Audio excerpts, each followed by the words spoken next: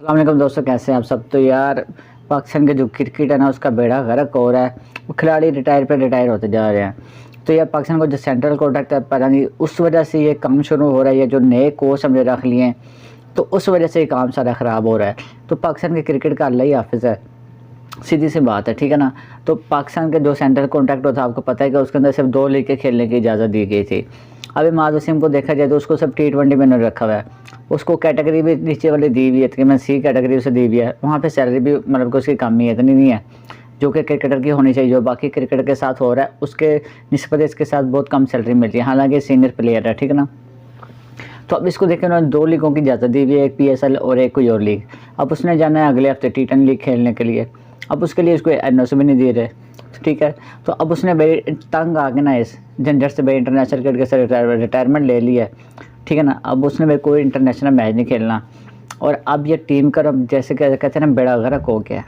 तो अब वो चीज़ शुरू हो गई है, ठीक है। जिस तरह पहले खिलाड़ी तंग आके रिटायर हो जाते थे, अब बिल्कुल सेम वही चीज़ हो रही है। पहले आपको पता है कि मोहम्मद आमिर ये मैनेजमेंट वगैरह से तंग आके रिटायर होके चला गया था, जिसकी कमी आज भी हमें महसूस होती है। जब हमारा शहनशाह अफरीदी जो हमारा प्रीमियम बॉलर है, जिसे वर्ल्ड कप में सिर्फ मैं क्या कहते हैं ना ओपनिंग ओवर में फर्स्ट ओवर्स में लेकिन पावर प्ले के अंदर सिर्फ 3 विकेटें मिली है पूरे टूर्नामेंट के अंदर, ठीक है। 2 उसने बांग्लादेश के खिलाफ ले ली, एक पता नहीं किसके खिलाफ मिल गई थी। तो जब वो हमारा इंजर्ड हो जाता पीछे हमारे पास कोई नहीं होता। अब हमारे पास दूसरा जो स्पिन ऑलराउंडर था जो मोहम्मद नवाज़ नसवारी, मैं तो भाई उसे नसवारी कहता हूँ। उसका मुंह ही ऐसा लगता है जैसे मुंह में ना नसवार रखी हुई है, ठीक है। अब उससे खेला नहीं जाता। अब कोई पीछे और ऑलराउंडर हमारे पास था इमाद वसीम, जिसको भाई थोड़ा तजर्बा भी था। हम उम्मीद कर रहे थे कि भाई ये ना T20 वर्ल्ड कप में खेलेगा और अच्छी परफॉर्मेंस देगा। लेकिन अब क्रिकेट बोर्ड की अना अपनी जगह और खिलाड़ी भी फिर आपको पता है कि उनसे ज़्यादा आना वाले हैं। सेंट्रल कोटा इन्होंने दे दिया, उसके अंदर भाई इन्होंने लिख दिया कि भाई इतनी लीगें खेल सकते हो, तो ये है तो वो है।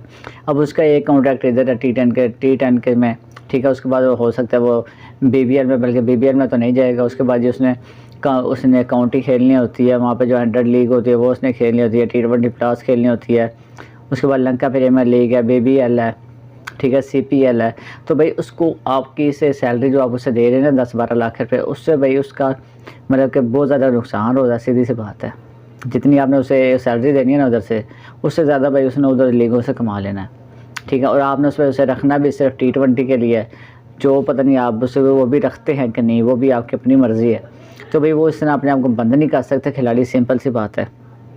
अभी ये इमाद वसीम ने रिटायरमेंट का ऐलान किया है, हो सकता है कि कल और कोई ऐसा खिलाड़ी जिसकी उम्र 30 से 32 साल हुई है वो भी रिटायर होकर ना बाद में लीगों वाली साइड पे हो जाए। तो फिर हम कहते हैं जी हमारी क्रिकेट आगे नहीं जा रही। तो हमारी क्रिकेट आगे नहीं जानी है, हमारी क्रिकेट तबाही होनी है, ठीक है। जिस तरह के आपने कोचेज हमारे सर पे लगा दिए हैं और बाबर आज़म वो कहता है जो डोमेस्टिक को देगा, मतलब कि उसको तवज्जो देगा, उसको ज़्यादा इंपॉर्टेंस देगा डोमेस्टिक को। तो भाई आपने साहिबजादा फरहान को तो रखा नहीं है, इतनी आप बकवास करेंगे डोमेस्टिक को आप तो मतलब कि तवज्जो दें या उसके ऊपर डोमेस्टिक को, या तो डोमेस्टिक को तरजीह दे लीगों के ऊपर। तो आपने डोमेस्टिक से क्या निकाला है? साहिबजादा फरहान को आपने खिलाया नहीं है, उसके ऊपर भी 6 खिलाड़ी थे, ठीक है। उससे बल्कि नीचे 6 खिलाड़ी थे साहिबजादा फरहान से, आपने 8वें 7वें नंबर वाले सही में जो को उठा कर टीम में डाल लिया। तो आपने या तो रिश्वत खाई हुई है, सीधी सी बात है, या फिर आप सिफारिश पे चलते हैं और इसमें कोई चीज़ नहीं है तीसरी, ठीक है ना। आप कहते हैं ना डोमेस्टिक डोमेस्टिक डोमेस्टिक, तो डोमेस्टिक में जो परफॉर्म कर रहा है वो तो आज तक हमें टीम में नज़र नहीं आया कभी, ठीक है। आपने हारिस रऊफ को डोमेस्टिक से निकाला था या PSL से निकाला था? अगर PSL को आपने बेस बनाया था फिर डोमेस्टिक ख़त्म कर दिया। अगर आपने डोमेस्टिक को बेस बनाना था फिर PSL की परफॉर्मेंस में बीच में लाया करें। क्या हारिस रऊफ से पहले किसी ने डोमेस्टिक में परफॉर्मेंस नहीं दी थी? जो आपने हारिस रऊफ को PSL की बेस के ऊपर उठा के इसमें डाल दिया, उसने कितने फर्स्ट क्लास खेले हैं, कितनी उसने डोमेस्टिक खेली है, ये कोई बता सकता है? ठीक है। उसके बाद और भी खिलाड़ी ऐसे हैं जिनको सिर्फ हमने PSL की बेस के ऊपर उठा के इसमें डाल दिया, ठीक है। अब ख़ास तौर पे हमारे साई में जो सब जो मिस्टर अपने आपको 360 कहते हैं, जब खेलेंगे तो पता चलेगा ना। इंटरनेशनल जब खेलेंगे तो फिर पता चलेगा। इंटरनेशनल तो आप इनसे पूछेंगे भाई अगर वो इतने बड़ा खिलाड़ी था तो उसने अफगानिस्तान के साथ जो वहाँ पे T20 सीरीज़ हुई थी उस वक्त उसने क्यों नहीं परफॉर्म किया, उस वक्त उसने क्यों नहीं स्कोर किया, ठीक है।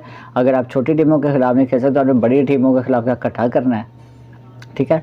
अब इमाद वसीम भी चला के रिटायर हो के, ठीक है जी। उसके रिटायरमेंट का तो बहुत ज़्यादा अफसोस हो रहा है क्योंकि अच्छा खिलाड़ी था, उसे भी अपना ज़ाया कर दिया। तो पाकिस्तान के क्रिकेट में हमने बहुत से ऐसे खिलाड़ी ज़ाया कर दिए जो कि अच्छा खेलते थे, वो अच्छा कर सकते थे टीम के लिए। लेकिन पाकिस्तान के क्रिकेट बोर्ड ने अपनी अना की वजह से, अपनी गंदी पॉलिसियों की वजह से और गंदे कोचेस की वजह से खिलाड़ियों को बहुत ज़्यादा ज़ाया किया है। और ये क्रिकेट ना पाकिस्तान में समझ लें कि नीचे ही आनी है, ऊपर नहीं जा सकती है, क्योंकि हमारे क्रिकेट का ऐसा दौर शुरू हो गया जो हमें पहले देखने को मिलता था।